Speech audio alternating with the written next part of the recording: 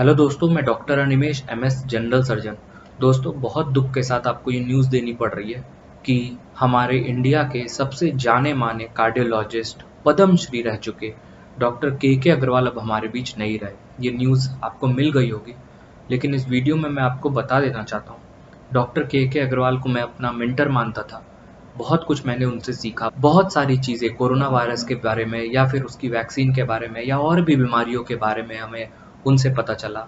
Zoom meeting उनकी होती थी, वो भी मैं अटेंड करता था उनका, और बहुत कुछ हमें जानकारी मिलती थी। जो रिसर्चेज़ होते थे, जो नई चीज़ें आती थीं, वो हमसे पहले उनको पता चल जाता था।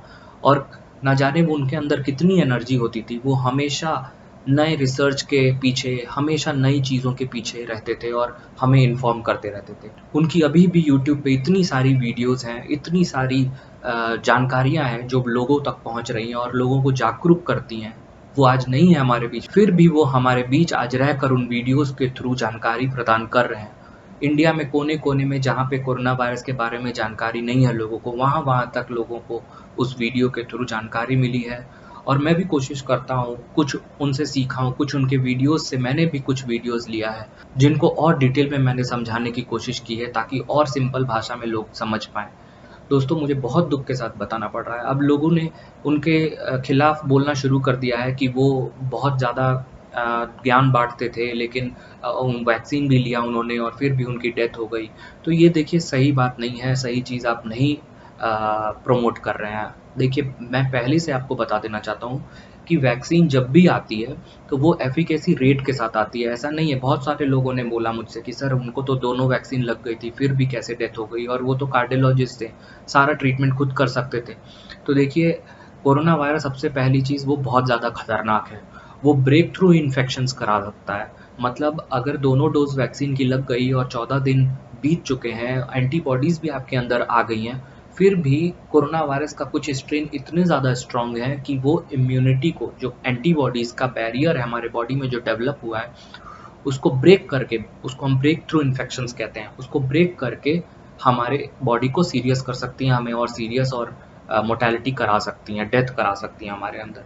तो ये सब ब्रेक थ्रू इन्फेक्शंस आम जनता में देखने को नहीं मिलता है। डॉक्टर्स के अंदर ये ज़्यादा देखने को मिला है, क्योंकि जब डॉक्टर बहुत सारे पेशेंट्स के बीच काम करते हैं, तो उनका एक्सपोज़र बहुत ज़्यादा होता है। जैसे मान लीजिए, आज मैं अगर ओपीडी जाता हूँ और 50 मरीज़ों से मिलता हूँ, तो 50 लोगों का वायरस का स्ट्रेन मेरे पे प्रभावी होगा, मेरे पे ऊपर इन्फेक्शन करने की कोशिश करेगा। फिर अगले दिन मैं फिर जाता हूँ, तो और लोगों से मिलता हूँ, तो और 50 लोगों का इन्फेक्शन होने का चांस मुझे रहेगा। तो ऐसे धीरे-धीरे करके हर दिन वायरल लोड मेरे बॉडी में अगर थोड़ा-थोड़ा भी जाएगा, तो हर दिन वो बढ़ता जाएगा और एक दिन ऐसा आएगा कि ब्रेक थ्रू इन्फेक्शन हो जाएगा। मेरे बॉडी का जो एंटीबॉडीज़ है वो काम नहीं करेगा, जो वैक्सीन या इन्फेक्शन की वजह से मुझे एंटीबॉडीज़ बने हैं वो काम नहीं करेंगे और अल्टीमेटली मैं बीमार पड़ जाऊँगा। तो इसी चीज़ को दोस्तों मैं आपको समझाना चाहता हूँ कि वैक्सीन अगर लगी है, तो देखिए इसका ये मतलब नहीं है कि आपको 100% कोरोना वायरस आपका कुछ नहीं कर सकता। कोरोना वायरस का तो इन्फेक्शन हो सकता है। कुछ वैक्सीन्स लगने के बाद 60% एफ़िकेसी है, कुछ वैक्सीन से 70% है, कुछ से 80% है। मतलब जो बाकी बचा हुआ परसेंटेज है, वो तो यही बताता है कि आपको इन्फेक्शन भी हो सकता है, आप सीरियस भी हो सकते हैं और आपकी मोर्टेलिटी या डेथ भी हो सकती है। अगर आपको कंटीन्यूअस वायरल लोड बढ़ता रहेगा, अगर कंटीन्यूअस एक्सपोज़र आपका होता रहेगा और वायरस आपकी बॉडी में कंटीन्यूअसली दिन पे दिन बढ़ता जाएगा, जाता जाएगा, तो एक ना एक दिन आपको बीमार कर ही देगा। आपके बॉडी में वायरस का जितना एक्सपोज़र होगा, वो उतना ही ज़्यादा खतरनाक होता जाएगा। अगर मान लीजिए एक बार कोई कोरोना वायरस के पेशेंट से मिलता है और वो इन्फेक्ट होता है, तो हो सकता है उसकी बॉडी की इम्यूनिटी लड़ ले।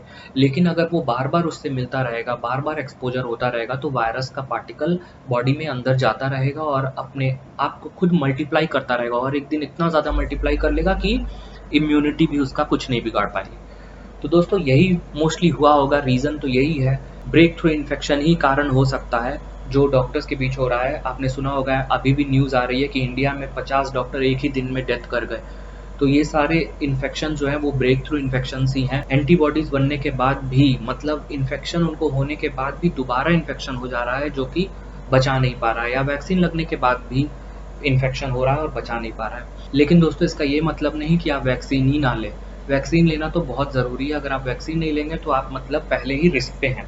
अगर वैक्सीन आप ले लेते हैं और अपने आस-पास लोगों को मोटिवेट कर देते हैं वैक्सीन लेने के लिए, जिनसे आपको इन्फेक्शन का रिस्क है, तो आपकी एफिकेसी रेट वैक्सीन की आपकी बॉडी में बहुत ज़्यादा बढ़ जाएगी। आपके अंदर खुद एक तो इम्यूनिटी आ जाएगी वैक्सीन के द्वारा, और दूसरा आपको जिन लोगों से इन्फेक्शन का डर है उनके अंदर भी वायरस के लिए लड़ने की क्षमता बढ़ जाएगी। तो ओवरऑल आपकी इम्यूनिटी में डेवलपमेंट हो जाएगा, आपकी इम्यूनिटी स्ट्रांग हो जाएगी। तो खुद भी लीजिए वैक्सीन और लोगों को, अपने आसपास के जितने लोग हैं आप उनको भी मोटिवेट कीजिए, अपने सोशल मीडिया पे डालिए ताकि लोग ज़्यादा से ज़्यादा मोटिवेट हो वैक्सीन लेने के लिए।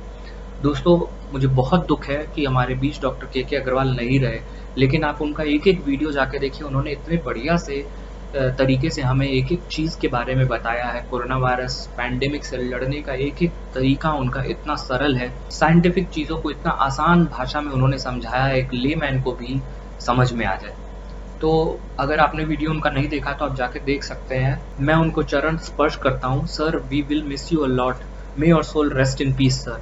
We will miss you a lot sir.